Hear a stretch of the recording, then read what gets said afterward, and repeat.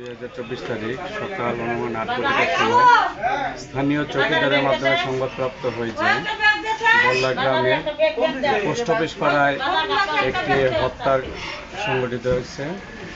সংবাদপ্রাপ্ত হয়ে আমি সহ আমার অফিসার এসআই মামুনকে নিয়ে ঘটনাস্থলে আসি, লাশ শনাক্ত করি।